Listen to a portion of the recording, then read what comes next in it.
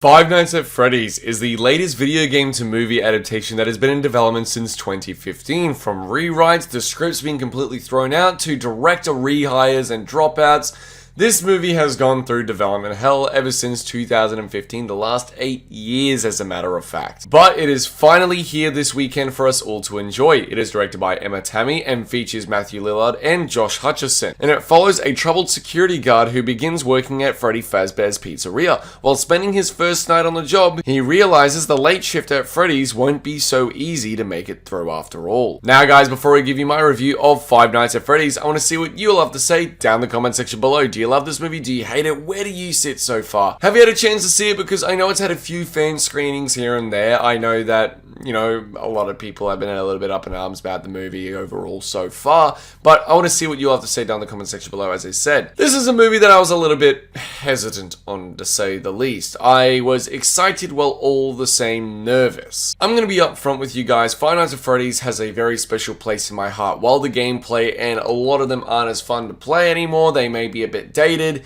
I was obsessed with Five Nights at Freddy's back in the day when it first came out. These games were my childhood. From 2014, when the first game came out, I was only around about 12 years old, to when Sister Location came out, I was 14 I think I was when this final game came out in Scott Cawthon's 5 original games. And then there was Help Wanted, and then there was Security Breach that came out only a few years ago. I've played every single Five Nights at Freddy's game today, but even the countless amounts of spin-offs and fan games that came out, such as The Joy of Creation Reborn, I have loved Five Nights at Freddy's for as long as I can remember, and it does hold a very special place in my heart. These were my childhood. As I said, I was obsessed with them. I always went for the obnoxiously difficult 20-20-20 mode, the 420 mode, or in Five Nights at Freddy's 2, the 10-20 mode, or FNAF 4, the Nightmare mode, Sister Location with the, Ultimate Nightmare mode, or whatever it was, where it was, you know, the Ultimate Custom Night. The Ultimate Custom Night game is another one. I do want to trophy hunt Security Breach in a due period of time, although I've heard that the collectibles in that in particular are a little bit tedious. But I'm a fan. I'm speaking about this movie not just as a film lover and a film critic, but also as a fan of the source material this comes from. This was initially going to be directed by Chris Columbus, who did do the first 2 Harry Potter movies, the first 2 Home Alone movies. It was going through rewrites and rewrites. It's not like this is the first animatronic movie we've had in the last couple of years. We had Willy's Wonderland, which came out a few years ago, which I had a really good time with. I thought Nick Cage was a lot of fun. That's an R-rated version of Five Nights at Freddy's, as a matter of fact, in my opinion, after seeing the movie.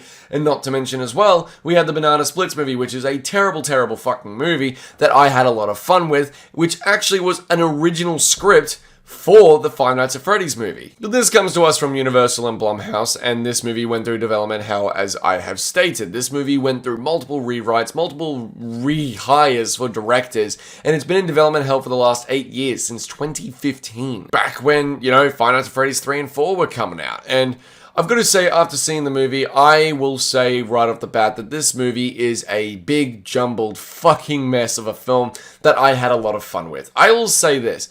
I went into this movie not really expecting much, mainly because I didn't think the marketing was all too interesting. I thought that there was only so much you could do with such a concept as Five Nights at Freddy's, where it's just a security guard sitting in a room. But for the most part, they do find good grounds to make a story out of such a concept and bring it out further than just the security room. There is a missed opportunity because there isn't, from my recollection, a scene where, you know, the power runs out, or he has to close the doors and turn on the lights and, you know, flick through the security cameras. He does that briefly, but there's never like a really suspenseful, intense moment where it feels like the games that we all grew up loving.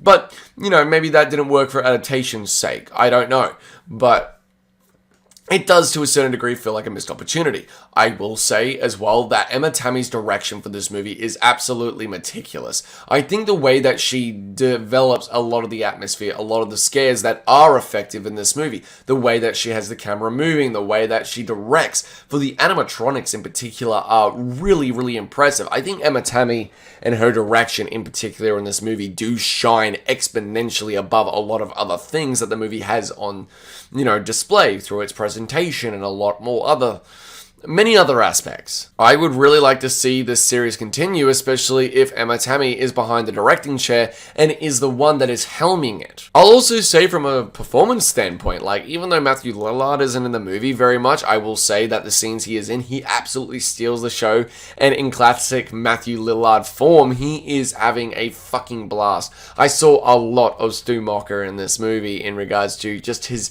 exuberance, his vibrancy, in regards to his energy and charisma, and a lot of the overacting he does admittedly do. He is clearly having a lot of fun with this movie, and I have to give it so much credit for that reason. I have to give him a lot of credit for that reason. He's not in it much, but he's one of the most memorable parts of the film.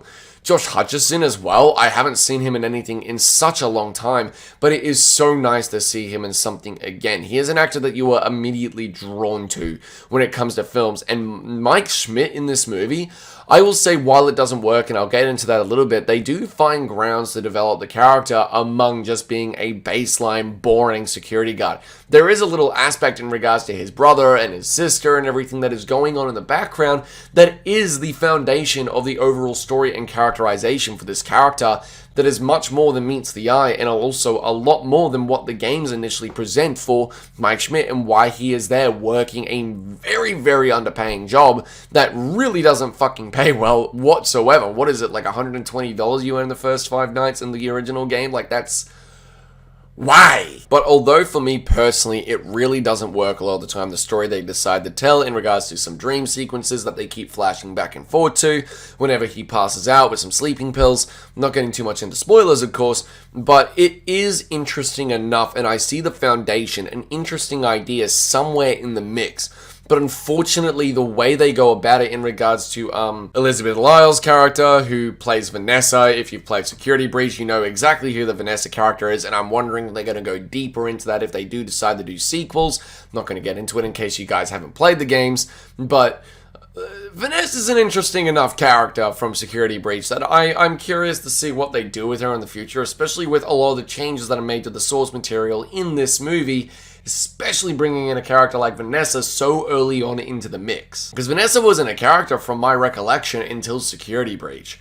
And having her in the adaptation that is essentially an adaptation of the original game inside of Freddy Fazbear's Pizzeria is an interesting choice to say the least, but not to mention as well, her character has a lot of problems. While the performance is pretty alright for the most part in my opinion, I think Elizabeth Lyle does a good enough job with what she's provided. Her character, on the other hand, is usually just used for an audience expository dump. She doesn't have much more to do than just show up every once in a while in the film to explain things to the audience, to treat us a little bit like idiots, as opposed to giving us interesting foundation to take away from the dull atmosphere and approach to be something more. She doesn't really do much in this movie, and in regards to the flashbacks or the dream sequences that we get, it does feel like it takes away and ruins a lot of the pacing, although I understand the idea and the general foundation behind it. It creates for an interesting concept to develop the character and the story among, or more or less above what it should be for an adaptation of Five Nights at Freddy's, but the writing, the dialogue, the script itself, the way they handle the story and have it progress is all over the place and inherently messy. It constantly feels like the movie has a standstill moment every 5 to 10 minutes where when things are getting interesting, when things are getting really good regarding the, the animatronics being Chica, Bonnie, Foxy, Freddy, and, you know, Freddy Fazbear's Pizzeria, everything with Mike Schmidt and his younger sister Abby, who is played brilliantly, by the way, by the young actress whose name I can't remember off the top of my head. Please forgive me, but even though I thought she would be excruciatingly annoying, she was actually a very bright spark to the film that brought a lot of heart to it. But overall, it does feel like the movie in multiple occasions comes to standstills, and the pacing is absolutely ruined, and any atmosphere that the movie is providing in that moment is completely redundant or removed, because it's like, hey, the moment we're ramping up, let's just switch to this thing that is a dream to the past for reasons I won't spoil. but it is just very messy, very all over the place, very convoluted, and doesn't exactly make a lot of sense, while the foundation and the interesting enough idea is there. A lot of the scares in this movie is resorted to, you know, jump scares that are very lazy and very boring. I didn't really like it too much, but I will say I will say Balloon Boy's in this movie in one way or another as a little statue. He obviously can't be in the movie for the time period and also what they are adapting. It's not Five Nights at Freddy's 2, but anytime he popped up, it was literally just, well, this. I don't really care if he's Freddy. I'm just trying to get my hands on his sweet, succulent AA batteries. That's what I thought of every single time, and it was a lot of fun to think about that.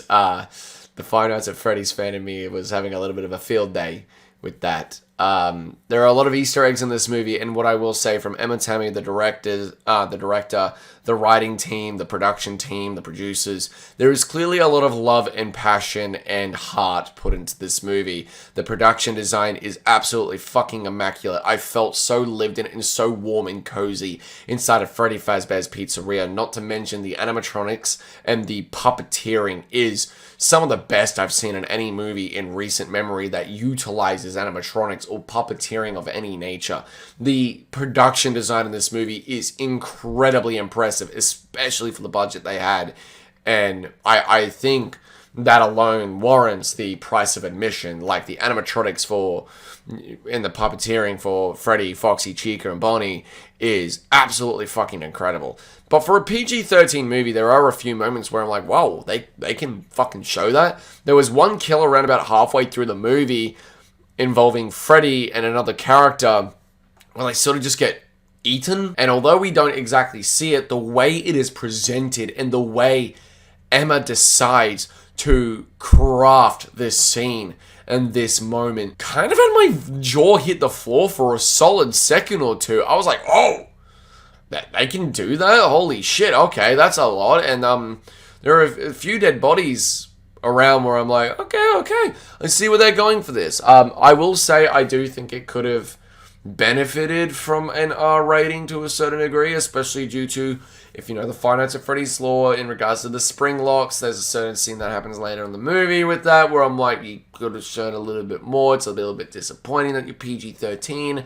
I feel like it would have been a little bit more impactful. I would have felt the pain of these certain moments if it went a little bit more into the violence and the gore. But that's not necessarily a negative in my opinion. That's a personal taste as a fan and also a gorehound, someone who really loves gory horror movies.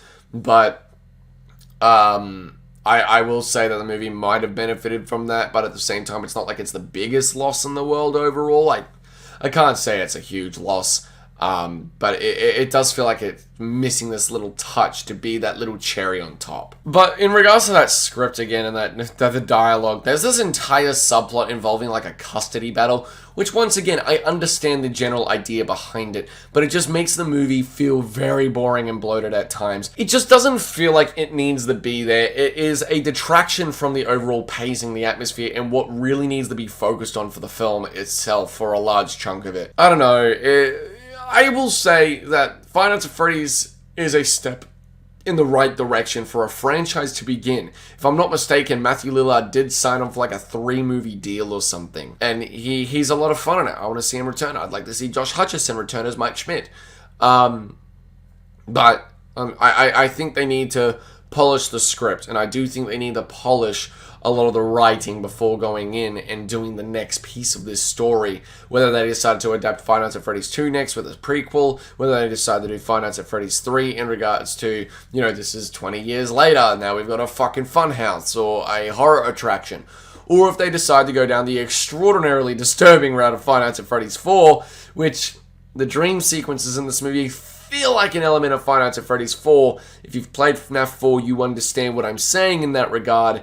But I will say this does feel like a love letter to the fans, but I do feel like it tries to do too much and cater to too many audiences regarding, you know, the FNAF lore in regards to introducing newcomers, changing up certain things to make it be understandable for both sides, but in the end, it just makes for a very messy, convoluted, and sloppy script and story overall. It's not that it's an awful movie by any chance, it's just an enjoyable mess, if that makes sense. Like, it's a extremely extremely messy movie, but a lot of fun nonetheless that I had a good time with. There are a lot of Easter eggs in this movie that made me, the Five Nights at Freddy's fan I am, very, very happy.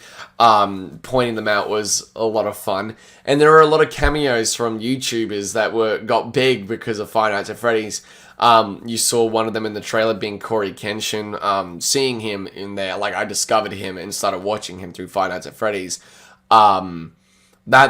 Seeing these people, some I like, some I don't personally like, and that's just my personal opinion. I don't think any of them are bad people by any means whatsoever.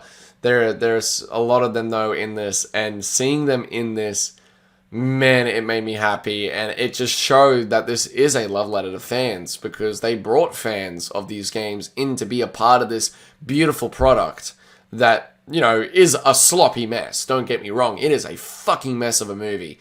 But it is an enjoyable mess that has a lot of fun, a lot of heart, a lot of love put into it. And, you know, the production design, the direction from Tammi, the performances, all really solid for the most part. It's lacking a lot of the atmosphere, the tension, and the payoff, and then that script as well feels like it needed a few more, you know, sessions in the writing room and a few more drafts before being handed off to be directed. I feel like if they delayed this movie by another 12 months and polished up the script that tiny bit more, we would have had a much better product, because I see the foundation for a great movie somewhere in here. But overall, I had a good time. I hope you all do, and I'm going to give Five Nights at Freddy's a C. So guys, what do you think of Five Nights at Freddy's? I want to see what you all have to say down in the comment section below. Do you love it? Do you hate it? Or are you somewhere around the middle? Please comment down below. Let me know. I'm very interested to see what you all have to say. Whether you're newcomers to the series or whether you are fans of the video games, please, let's have that discussion. Thank you so much for watching. Look out for more videos coming very, very soon. Make sure to click the subscribe button and the bell to get notified when new videos are up every single week. And I'll see you all in the next video. Take care.